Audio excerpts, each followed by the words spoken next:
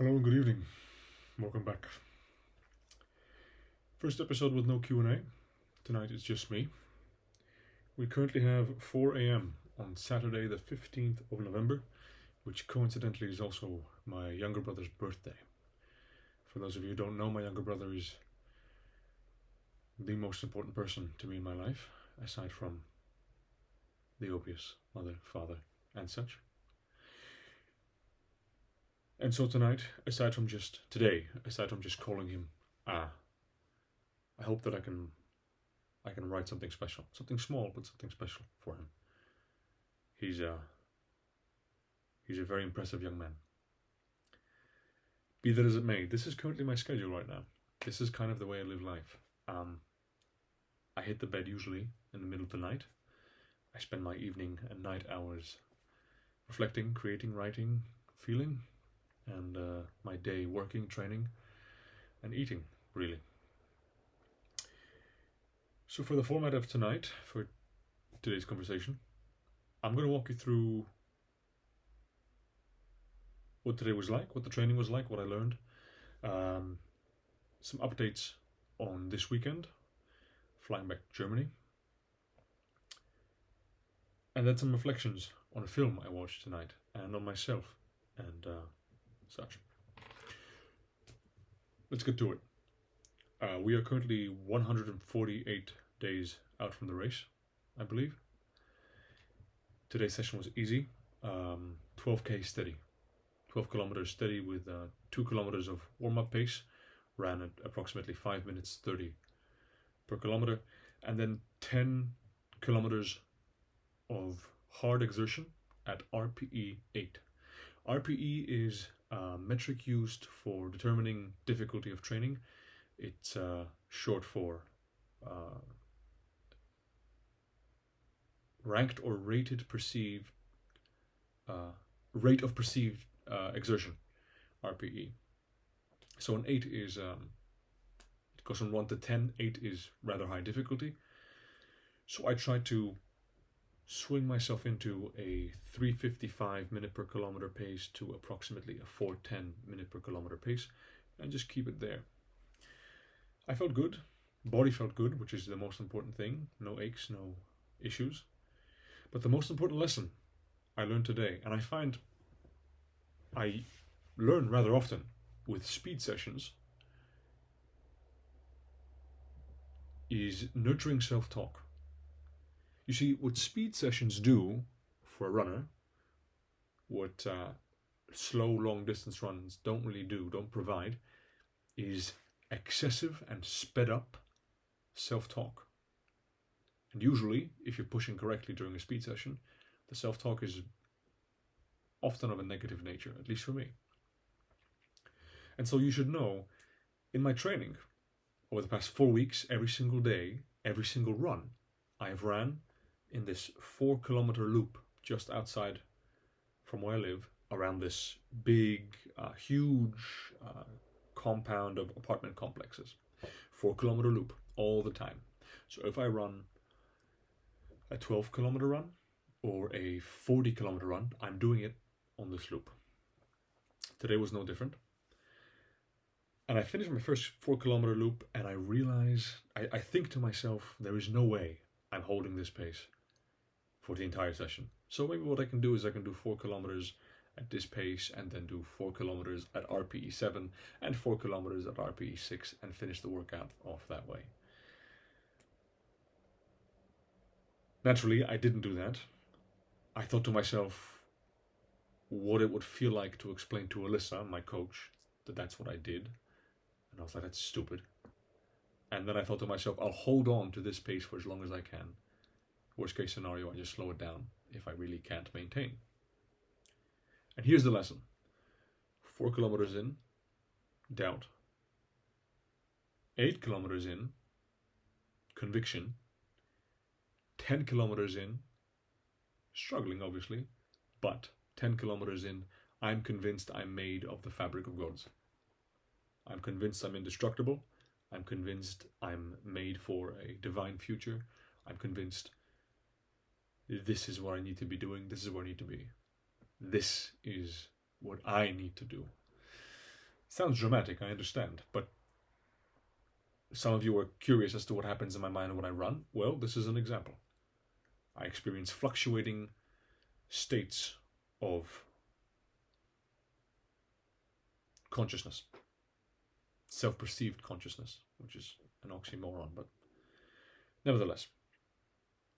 So today's lesson, condensed into a last sentence, would be, and I'm sharing this with you, but I'm really speaking to myself,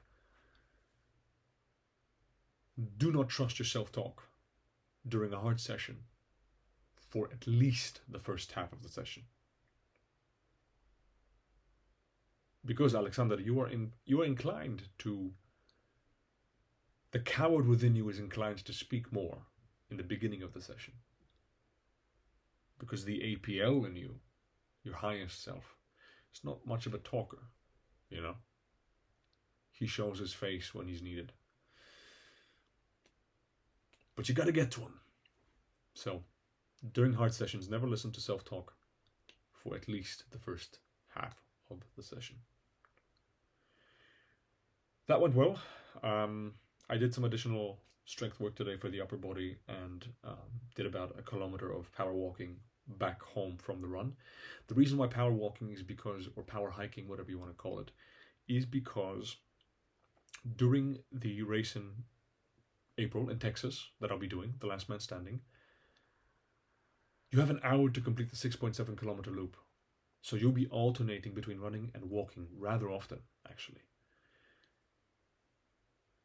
And it's imperative, it's very important for you to be able to pace yourself correctly. But in going very far, which I plan to do because I want to win the fucking thing, in going very far, you need to be able to require of your ankles, your tendons, your muscles, different things.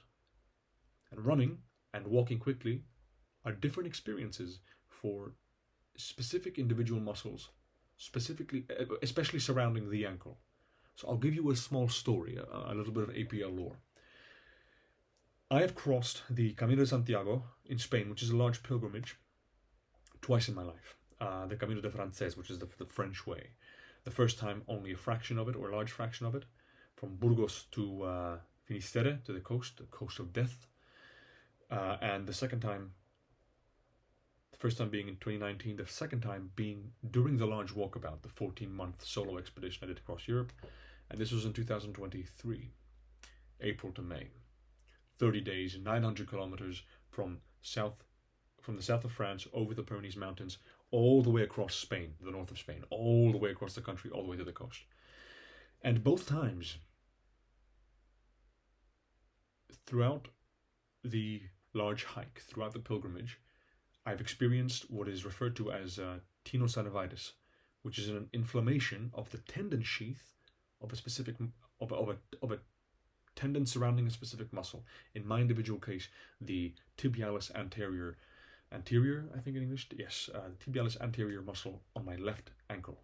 For those who don't know, that is the muscle which, when you say this is your leg, right? This is your lower, your tibia, or your leg. This is your foot. The muscle that is responsible primarily for the elevation of the foot.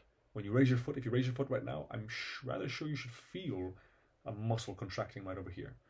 And both times when I was crossing Spain, because you're doing, 30, 35, 40 kilometers a day, both times I experienced very severe inflammation of that specific tendon sheath, so the soft tissue surrounding the muscle, an inflammation that swelled up and made it impossible for the muscle to actually move in this tendon sheath.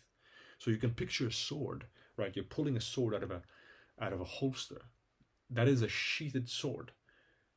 And that sword has to be able to move in this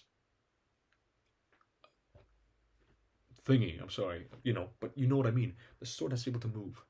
And the same goes for the muscle. This muscle that elevates the foot has to be able to move for it to contract properly. And both times it inflamed so badly in my case that it could no longer move. Now the first time what I did was I tied up with kinesio tape. I tied up my foot in a manner that even when I would pick the foot up from the floor, it would no longer drop. So essentially what I did was I avoided drop foot, but like very poorly. It didn't really work out that much. But the inflammation wasn't too bad and it got better. I took painkillers and all that. The second time around, 2023, it got so bad that I actually had to stop for at least a full day. And it was rough. And I'm inclined for this injury to reoccur whenever I do very long distances. I actually felt it come up a few times minorly during the LSU in October in Germany, whenever I was power hiking. So to avoid that muscle from being completely surprised and unaware of what it has to do when I'm in Texas, I'm going to train it now. I'm going to make it resilient and strong and confident. I'm going to breed confidence in that soft structure so that when race day comes, that motherfucker is ready to perform. So that's why in the future I'll be incorporating quite a lot of power hiking, in case any of you should be wondering. Training aside, I have an exciting weekend ahead of me. I'm flying in about 3 hours to Germany.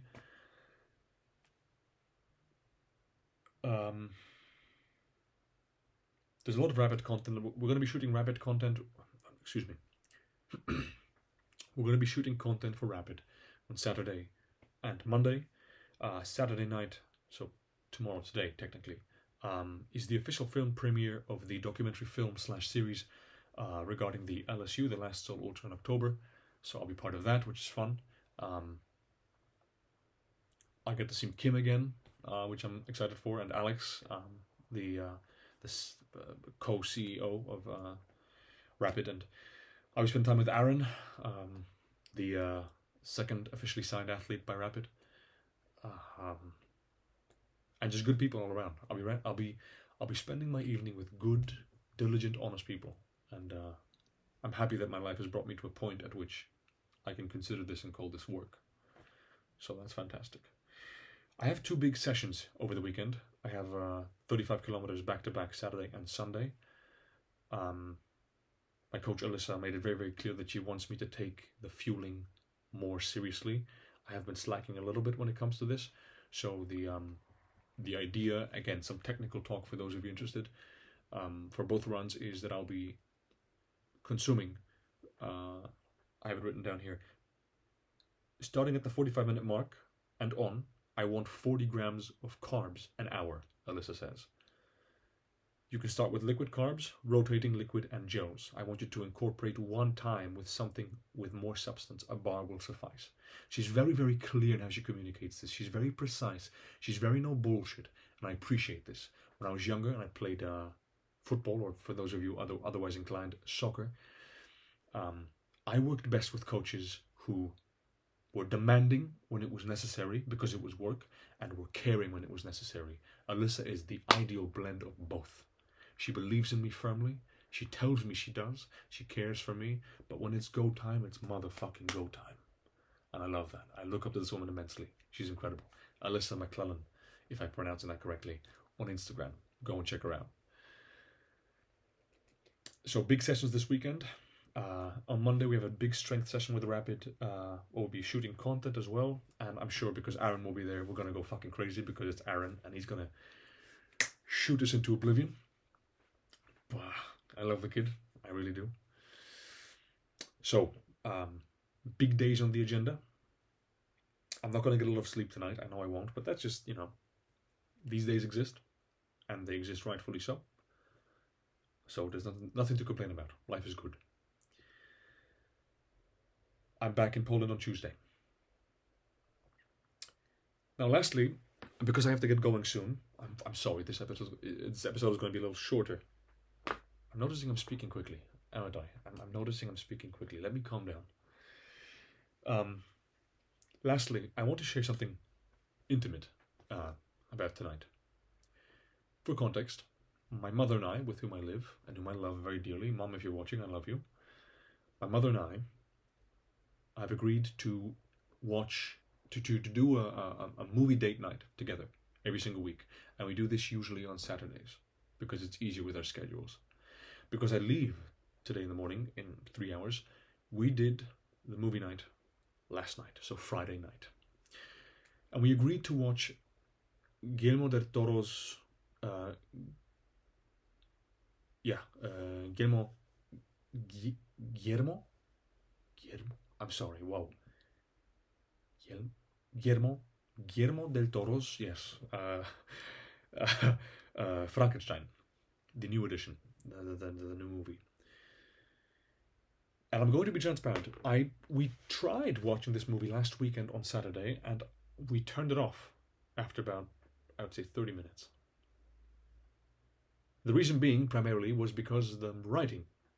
I thought, and Sean, a family friend, and my mother both agreed, the writing wasn't really all that, specifically in the beginning.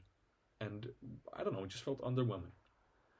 Now, over the span of the last week, I have watched quite a few interviews with Guillermo del Toro and with Jacob Elordi and Oscar Isaac, the cast and director of the film. My utmost admiration here for Jacob Elordi. I think for a long time I was clouded by the fact that he was so attractive, and that was why he wasn't such a hyped actor. That man is as much an artistic soul as anyone on this planet could ever be. Genuinely deep, introspective, caring about this medium. The interviews with him are phenomenal. If you want to listen to a true artist speak, listen to him. Anyway, I listened to quite a few interviews, and I felt like I didn't give the film its justice, and I didn't try properly. So we went back tonight, we watched it. I finished it, my mother fell asleep, unfortunately. Now, I will say this, and I will say this carefully. The movie, I don't think, is a masterpiece. I think the movie is incredible. I think the movie is incredible in many, many ways. Slower. I think the movie is incredible in many, many ways.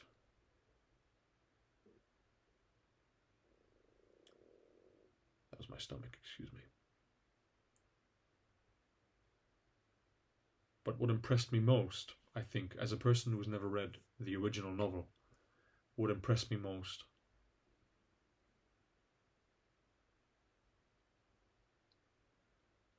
is the passionate and painful desire for humanity in a creature created essentially against its will. Now, the parallel to that is the teenage experience of neglected children who come to the same conclusion: I was created against your will. I've experienced in some facets the same things when I was younger. My father and I have had a complicated relationship, you know.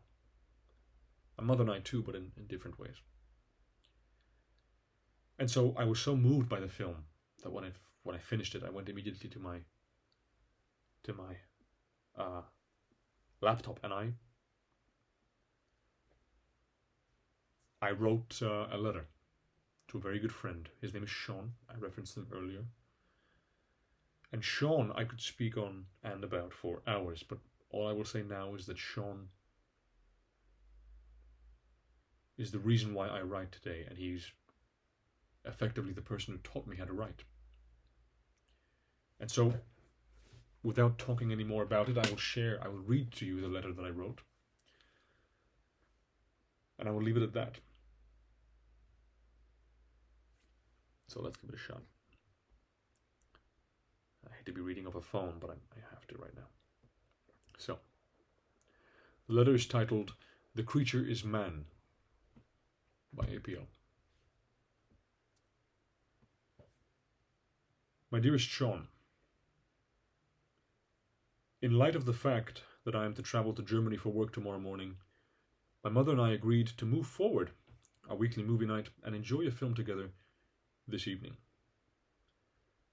Settled on the living room sofas after a day's duties were done, we both agreed, at my request, to revisit Guillermo del Toro's Frankenstein. While I maintain my original position, that the writing in parts, but mainly in the very beginning, was poor, I too quickly decided to give up on the story. I'm glad I revisited.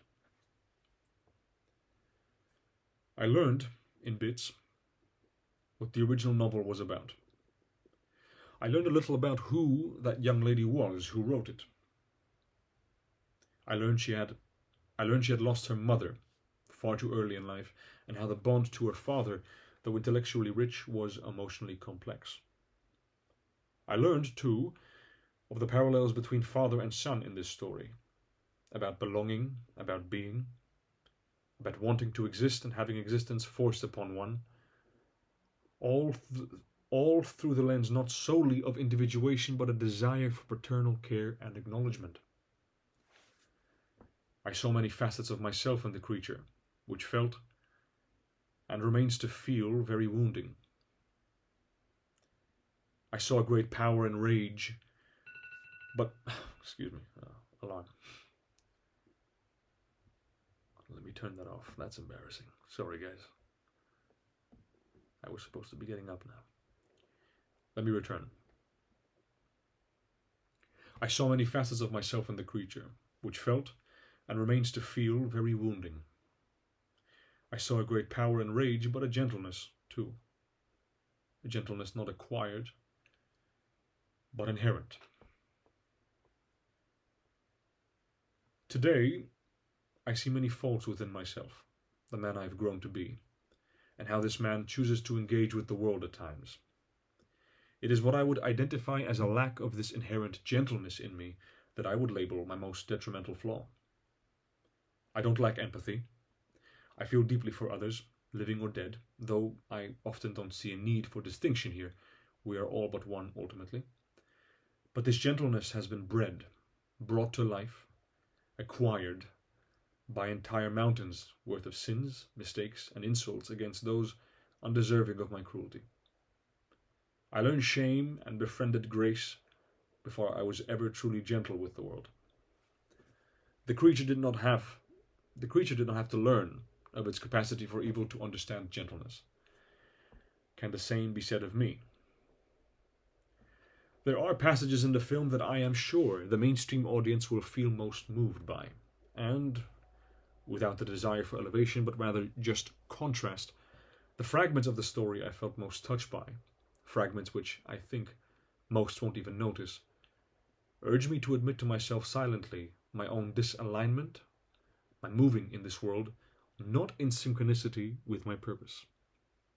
This, my good friend, the creature was never plagued by, for his intentions, even in rage, were pure. His quest, fundamentally, was good. The movie is no masterpiece, but elements of it, I think, are important to experience. Perhaps not so much to you as to me. You are far wiser and well-lived when it comes to matters of art and soul, but a waste of time I believe it would not be. You might like it. I applaud the brilliant young lady who grasped this story so early in her short life and brought it to paper, however poorly in your view, and I applaud those who fought to bring this film to life. I walk away moved to write, moved to feel, moved to be. What more could one hope art to achieve? With love and in admiration, your friend APO. Now, though perhaps a cheap move, what I'm also going to do right now is I'm going to read to you Sean's response. Because you don't know who he is, and I very well do, and I know the effect he has had on me in my life, I think it'll be just interesting for you to get a glimpse of Sean Fogarty through his own writing. So here it is. By the way, he responded to this within like half an hour, and I sent it out at like 2 a.m. So, hello my dear young friend. Yes, definitely. The novel is prolix and rambling, and it sort of shuffles to its conclusion, but it does leave an impression. Not so much, perhaps, in its prosody or style. I can't pick any memorable phrases from it, but because Mary Shelley gradually tightens the emotional screw, and before you know it, you are in an inescapable place, a claustrophobia caused not by physical walls, but by the terrifying psychic walls of families and duty and human emotions. It is certainly a horror novel, but not in the sense that most people see it. There is no horrifying monster. The horror is in the relationships and expectations and neglect and lovelessness and cruelty. And I guess mundane horrors are the worst. So although in some ways I think the writing is jejune, I don't know this word, what would you expect of a 19-year-old girl, and poorly structured, Mary Shelley brings a close-up lens to the terrifying nature of interpersonal behaviors, and particularly the nature of a human being's relationship with their creator, their mother or father, and by extension, I guess, their God. Yes, it is interesting how you reflect upon yourself. I know you as a man of almost superhuman will and self-discipline, and this, of course, is an admirable quality. But I am not blind either to your deep, very deep, capacity for compassion, love, and empathy. It is rare to find both in one human being, I think, and it is no surprise if sometimes they militate against each other. It is, as you said the other night, something to do with resistance, with independent thought. And I like your persuasive defense of Mary Shelley, and you are of course completely correct. One of my many, oh so many failings is a tendency to play the critic. It is by far the easiest game in the world to tear down what others have so painstakingly built. And I feel somewhat chastened. It's as if Mary Shelley held out her quill to me and said, "Okay, you write something then." And no, I am neither wiser nor more life experienced than you. I believe we are all born wise, and as we grow older, most people tend to exchange wisdom for pedantry and expedience.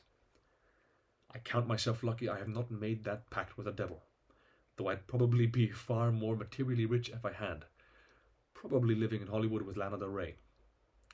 You, a man of wisdom and virtues I never possessed nor never shall, will keep your wisdom and find worldly success too, I am sure. And when you do, please put in a good word for me with Lana. Anyway, as ever, it is wonderful to hear from you, and I wish you all the best in Germany, and look forward to interesting and challenging discussions in the future. Lots of love, dear Alexander. Sean. Now, I will not expand too far on my relationship to Sean. I can do this in a different video if you'd like me to. Again, we have many more to come. But you should know Sean is... When I refer to mentors in my life, Sean has been one such individual. The movie itself, I think, is very, very beautiful. And there are some fascinating choices made with colors and made with specific distinctions, and the voice of the creature and how the voice over 3 stages of development kind of changes. So many beautiful things done with the movie, and I recommend you watch it. But most of all, and above all, I recommend you feel things. You feel things deeply. Tonight was very emotional for me. I felt many things after that movie, and when writing that letter I cried a little bit, and then a very dear person to me also wrote me some beautiful things about how she has perceived